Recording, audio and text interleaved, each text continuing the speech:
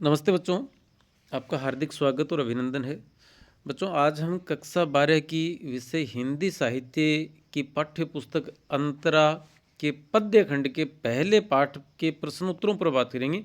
यह वीडियो जो है यह है आपकी बोर्ड परीक्षा के लिहाज से बेहद महत्वपूर्ण रहने वाला है, क्योंकि जयशंकर प्रसाद के पाठ की व्याख्या और इसके प्रश्नोत्तर जो पहले करवाए गए थे वो भी बहुत अच्छे थे। इसमें इस वीडियो में और अच्छे प्रश्नोत्तर शामिल किए गए हैं।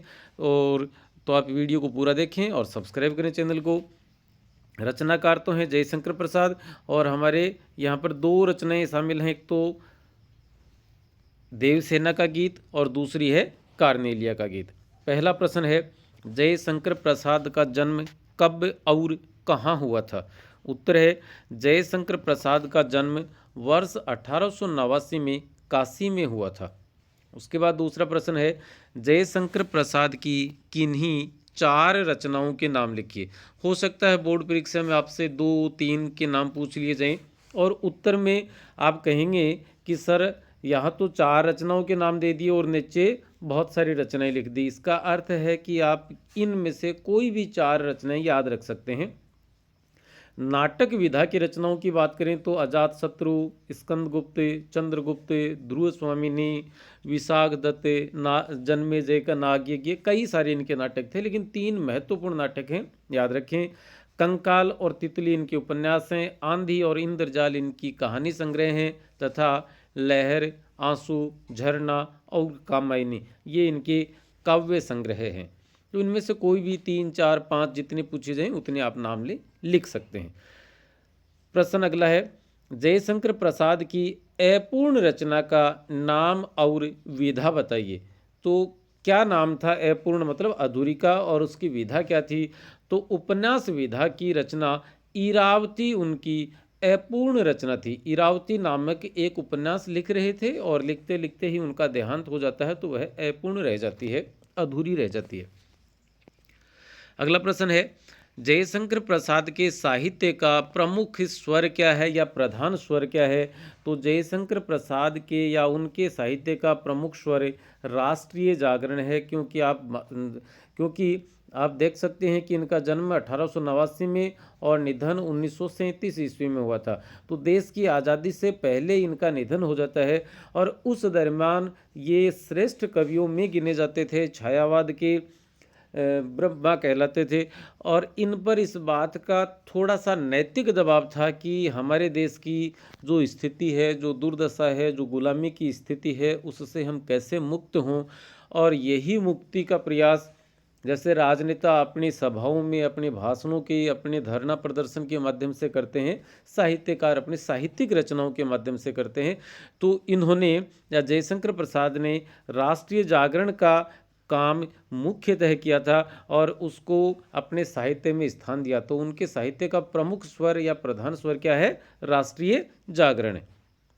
अगला प्रश्न है, प्रसाद ने राष्ट्रीय जागरण का कार्य किस प्रकार किया था? तो उत्तर लिखेंगे कि प्रसाद ने, वैसे देखा जाए तो इनका पूरा का पूरा साहित्य है वह राष्ट्रीय जागरण से संबंधित ही है, लेकिन विशेष रूप से नाटकों में प्राचीन भारतीय संस्कृति के गौरव गान के माध्यम से उन्होंने राष्ट्रीय जागरण का कार्य किया था। किसके माध्यम से?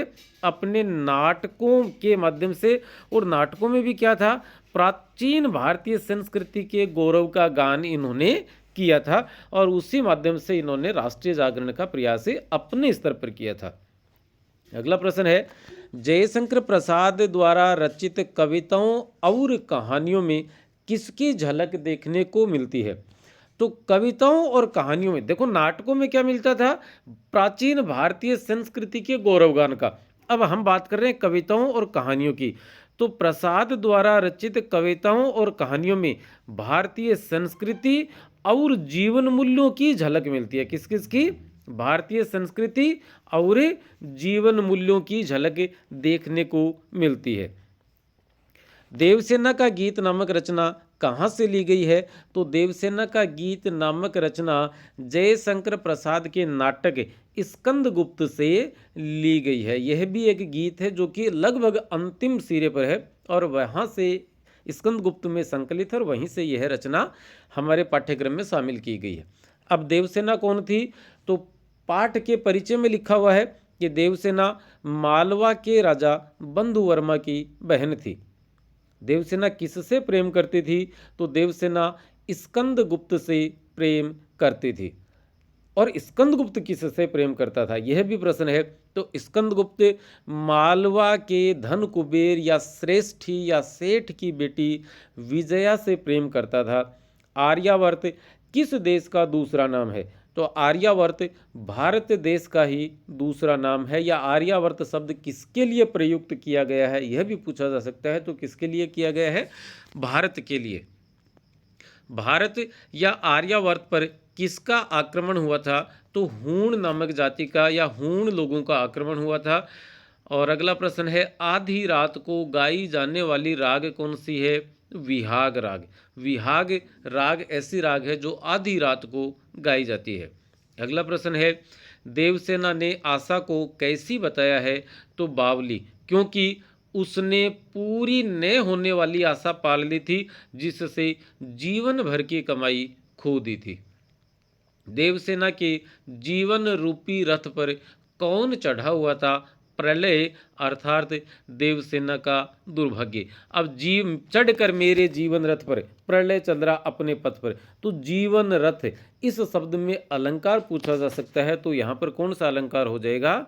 यहाँ पर रूपक अलंकार माना जाएगा। अगला प्रश्न है, देवसेना जीवन भर की कमाई को भीख में क्यों लुटाना चाहती थी? क्योंकि उसने नादानी अर्थात नासमझी में स्कंदगुप्त से प्रेम की अभिलाषा पाल ली थी जो पूरी न हो सकी। अगला प्रश्न है, देवसेना स्वयं को किससे बचाए फिरने की बात करती है?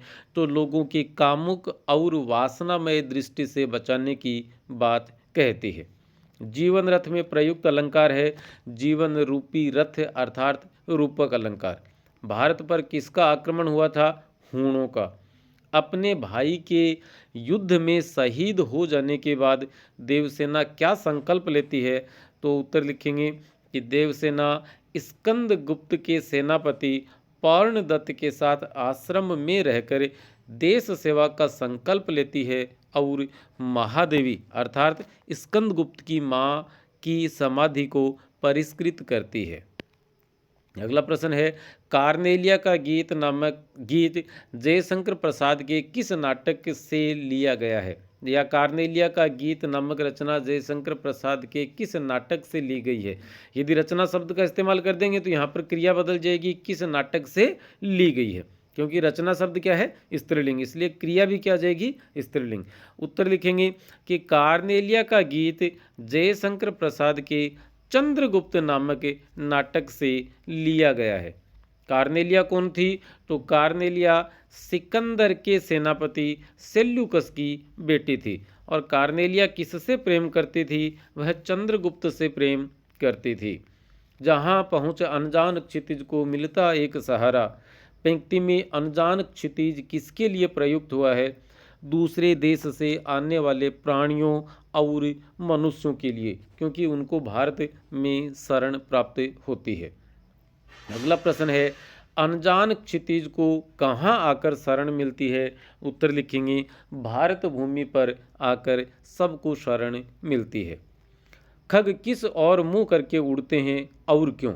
भारत की ओर, क्योंकि भारत को वे अपना घर समझते हैं। बरसाती आंखों के बादल से क्या आशय है या आशय है? आगे प्रश्नवाचक चिन्ह लगा दिया, क्या शब्द लिखने की आवश्यकता ही शेष नहीं रही। तो भारत के लोगों के दिलों में व्याप्त करुणा और दया भावना को ही क्या कहा है? बरसाती आंखों के बादल। अगला प्रश्न है, सागर की लहरें कहाँ आकर किनारा पाती हैं? तो वे भारत की भूमि से टकराकर किनारा प्राप्त करती हैं। कार्नेलिया का गीत में किस समय का वर्णन प्राप्त होता है? तो कार्नेलिया का गीत नामक रचना में प्रातःकालीन दृश्य का मनोरम या मनोहारी चित्र वर्णन प्राप्त होता है। सुबह सुबह लोगों के द्वार पर सुख कौन बिखेरता है? उषा रूपी सुंदरी, अर्थात सवेरा होता है, लोग बाग उठते हैं, अपने काम में लगते हैं और एक दूसरे को देखते हुए अपने विकास या अपनी प्रगति के काम करते हैं। तो उषा रूपी सुंदरी है वह लोगों के द्वार पर सुख बिखेरती है।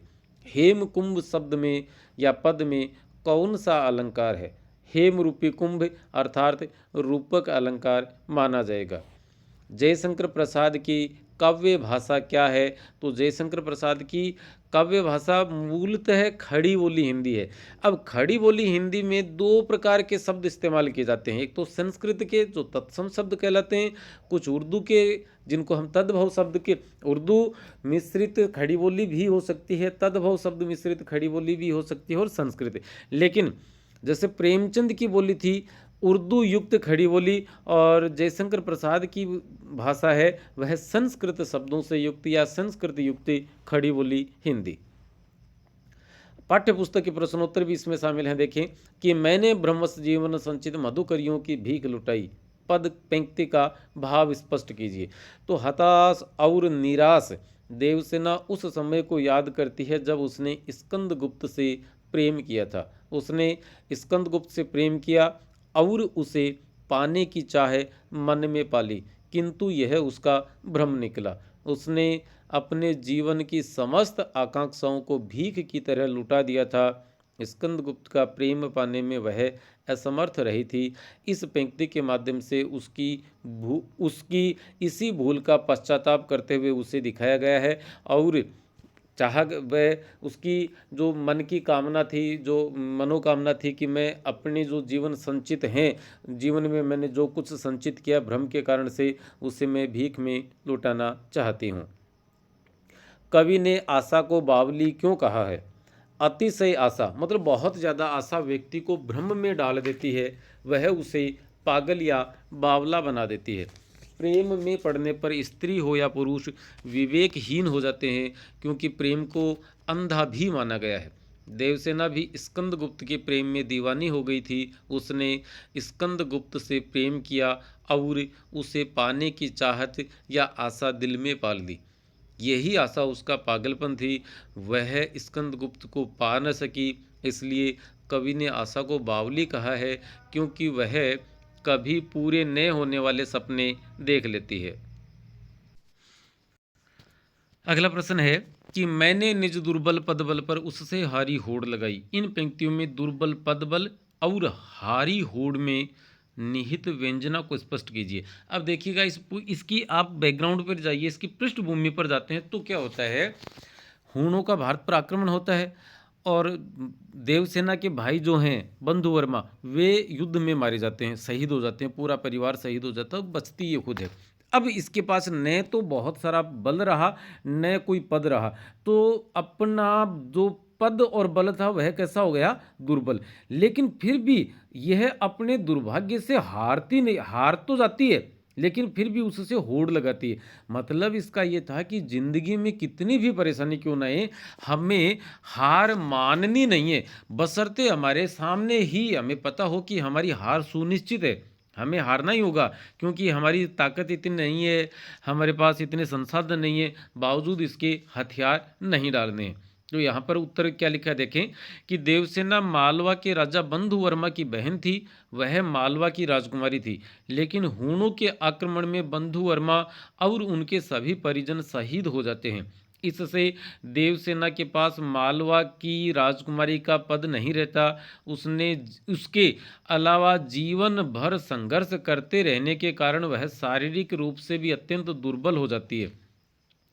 तो दुर्बल पदबल के माध्यम से कवि कहना चाहते हैं कि देवसेना निराशा से घिर जाती है और उसमें संघर्ष की क्षमता नहीं रहती, अर्थात वह शारीरिक रूप से भी दुर्बल हो जाती है और उसके पास कोई पद भी नहीं रहता। इन विषम परिस्थितियों में भी वह संघर्ष करती है। उससे हारी होड़ लगाई के माध्यम से कवि कहना चाहते हैं कि देवसेना यह जान गई थी कि उसे स्कंदगुप्त का प्रेम नहीं मिलेगा, फिर भी वह उससे प्रेम करती रहती है। अपनी हार के बारे में जानते हुए भी देवसेना अपने जीवन में संघर्षरत रहती है। यही उससे हारी होड़ लगाई के मायने हैं। प्रश्न अगला है, काव्य सौंदर्य स्पष्ट करना है। और यहाँ पर सौंदर्य किसका करना है वो देखिए, पद क्या लिखा है कि श्रमित स्वप्न की मधुमाया में, गहन विपिन की तरुछाया में, पथिक उनिंदी श्रुति में किसने, यह विहाग की तान उठाई। तो भाव पक्ष है कि स्कंदगुप्त से प्रेम करके देवसेना सुखमय जीवन के सपने देखा करती थी। वह स्कंदगुप्त का प्रेम पाने की लालसा दिल में लिए बैठी थी, परंतु स्कंदगुप्त का प्रेम उसे मिल नहीं सका। जीवन के ढलान मतलब उत्तरार्ध पर स्कंदगुप्त स्वयं देवसेना के सामने अपना प्रणय निवेदन प्रस्तुत करता है। अकस्मात इस प्रणय निवेदन को पाकर देवसेना को लगा जैसे किसी ने सोए हुए पथिक को अर्धरात्रि में गाई जाने वाली विहाग राग सुनाकर जगा दिया हो। और तत्कला पक्ष है इसका, पद्यांश की भाषा तत्सम शब्द प्रधान, खड़ी बोली हिंदी तथा शैली छायावादी है। भाषा लाक्षणिक और भावानुकूल है। गेय शैली का पद है। श्रमित स्वप्न में अनुप्रास अलंकार का चमत्कार देखने को मिलता है। दूसरा पद है कि लौटा लो यह अपनी थाती, मेरी करुणा हाहा खाती, विश्व न संभलेगी यह मुझसे, इससे मन की लाज गंवाई। भाव पक्ष है कि इन पंक्तियों में देवसेना की विरह वेदना का मार्मिक वर्णन किया गया है। वह स्कंदगुप्त से प्रेम करती है, लेकिन अभिष्ट मतलब इच्छित जो चाहा गया है न मिलने की वजह से निराश भी है।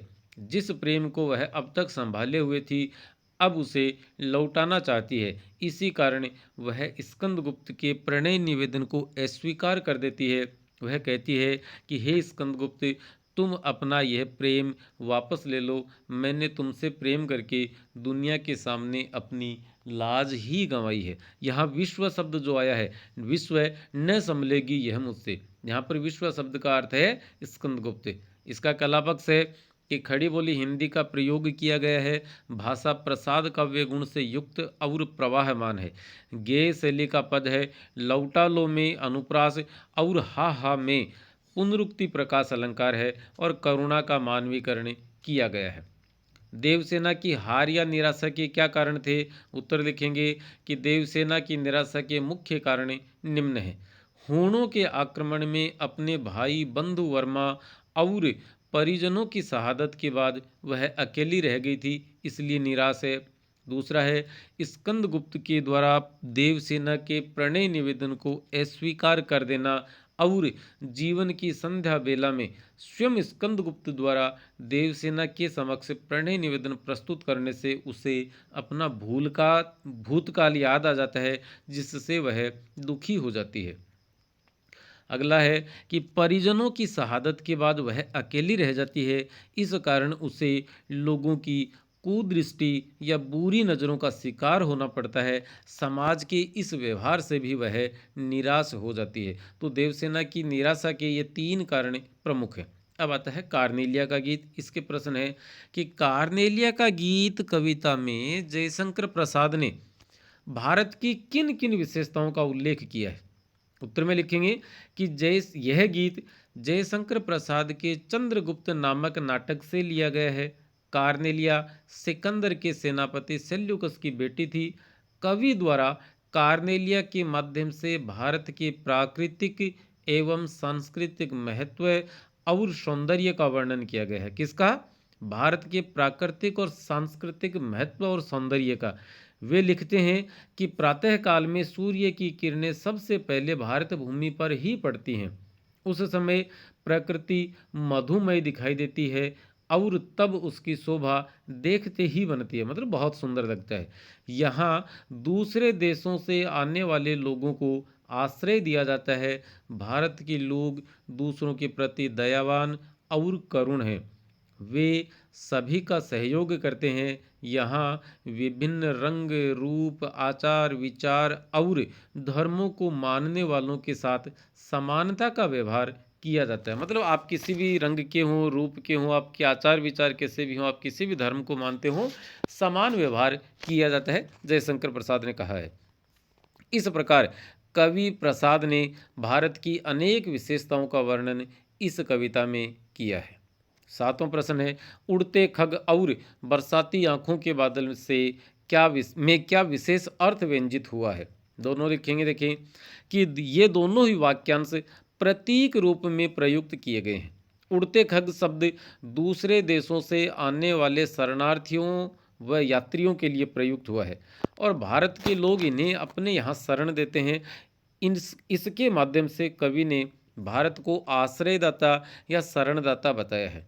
यहाँ रंग रूप, सभ्यता, संस्कृति, भाषा, वेशभूषा व धर्म इत्यादि के आधार पर भेदभाव नहीं किया जाता है। यहाँ आकर सभी को सुख और संतोष की अनुभूति प्राप्त होती है। अगला प्रश्न वो था पद बरसाती आंखों के बादल। इसके माध्यम से कवि कहना चाहते हैं कि यहाँ के लोग सिर्फ अपने दुख से ही दुखी नहीं होते, अपितु दूसरों के प्रति भी करुणा, सहयोग और सहानुभूति के भाव रखते हैं। वे दूसरों के दुख से भी दुखी होते हैं। भारत के लोगों की चारित्रिक विशेषता उनकी करुण भावना ही है। अब है काव्य सौंदर्य बताना है कि हेम कुंभले उषा सवेरे भरती डुलकाती सुख मेरे, मदिर ऊँगते रहते जब जग कर रजनी भरतारा। भाव पक्ष का मतलब मोटा मोटी अर्थ कि इन पंक्तियों में उषा काल का वर्णन किया गया, मतलब उस प्रातःकालीन सौंदर्य का। सूर्य की लालिमा युक्त किरणें चारों तरफ बिखरने लगी हैं। रात भर टिमटिमाने वाले तारे भी अस्त होने वाले हैं। उनका टिमटिमाना देखकर ऐसा लगता है कि जैसे पूरी रात जागते रहने के कारण अभी ऊँग रहे हैं। उषा का मानवीकरण करते हुए बताया है कि जैसे उषा रूपी सुंदरी सूर्य रूपी घड़े में सुख भरकर मेरे आंगन में बिखेर रही है। अर्थात सवेरा होते ही चारों तरफ चहल पहल बढ़ जाती है और लोग अपने अपने कार्यों में व्यस्त हो जाते हैं। कला पक्ष है इसका कि तत्सम शब्द प्रधान शब्दावली है, काव्य गुण प्रसाद और पूरा पद गेय शैली में रचित है। प्रातःकाल का सौंदर्य वर्णन किया गया है, मानवीकरण अलंकार का चमत्कार प्रस्तुत हुआ है। अगला है जहाँ पहुँच अनजान क्षितिज को मिलता एक सहारा। पंक्ति का आशय स्पष्ट कीजिए। इस पंक्ति के माध्यम से भारतीय संस्कृति की विशेषता का वर्णन किया गया है। यहाँ के लोगों का हृदय बहुत विशाल है। कवि के अनुसार हमारे देश में जो भी आता है उसे शरण दी जाती है। रंग रूप, भाषा, वेशभूषा, सभ्यता, संस्कृति इत्यादि के आधार पर किसी प्रकार का भेदभाव नहीं किया जाता है। यहाँ आकर दूसरे देश के लोगों को सुख, शांति और संतोष का एहसास होता है। 10वां प्रश्न है कार्नेलिया का गीत कविता में व्यक्त प्रकृति चित्रों को अपने शब्दों में लिखिए।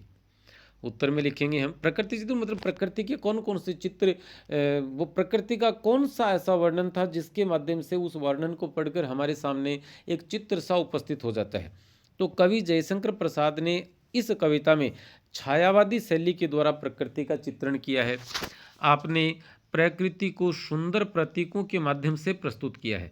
सूर्योदय के समय सरोवर में खिलने वाले कमल पुष्पों पर पेड़ों की शाखाओं से छन छन कर आती सूर्य किरणें सरोवर के जल पर पड़कर नाचती सी प्रतीत होती हैं। रंग बिरंगे पंखों वाले पक्षी आकाश में उड़ रहे हैं। उषा बेला में बाल सूर्य मतलब छोटा सूर्य या उगता हुआ सूर्य अपनी लालिमा बिखेरता है और तारे धीरे धीरे छिपने लगते हैं।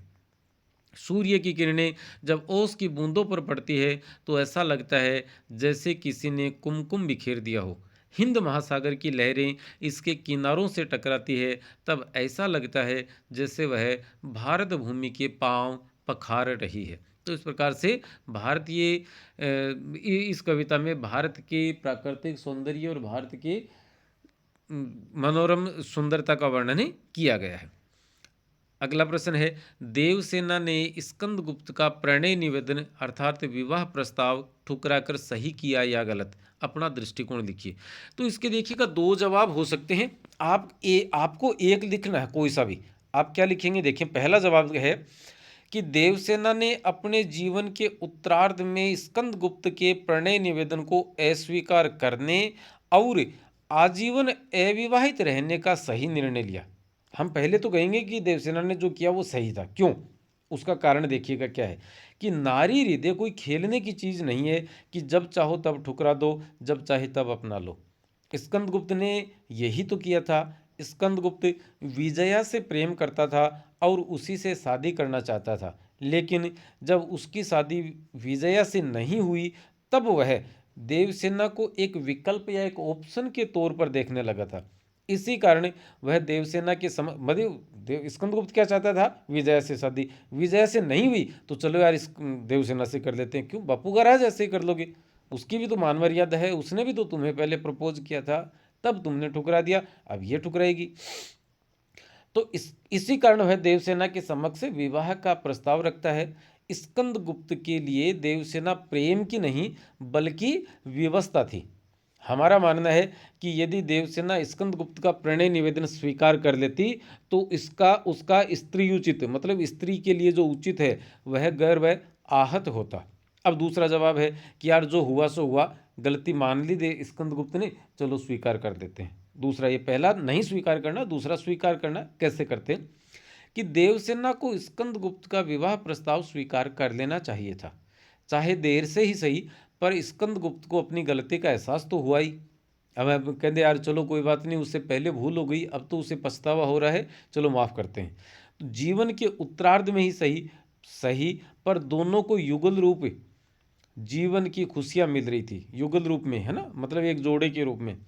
तो उन्हें एक नई प्रेम कथा लिखनी चाहिए थी। इसका पूरा दारो मदार मतलब पूरी जिम्मेदारी देवसेना पर थी। इस हिसाब से देखा जाए तो इस देवसेना ने स्कंदगुप्त का प्रणय निवेदन अस्वीकार करके गलत ही किया था। और हम हैं अभिनव सरोवा, व्याख्याता हिंदी साहित्य, माध्यमिक शिक्षा विभाग, राजस्थान सरकार। अच्छा, एक निवेदन ये करना चाह रहा था कि अब हम लगभग रोज एक पाठ के प्रश्नोत्तर बनाकर आपके समक्ष प्रस्तुत करेंगे।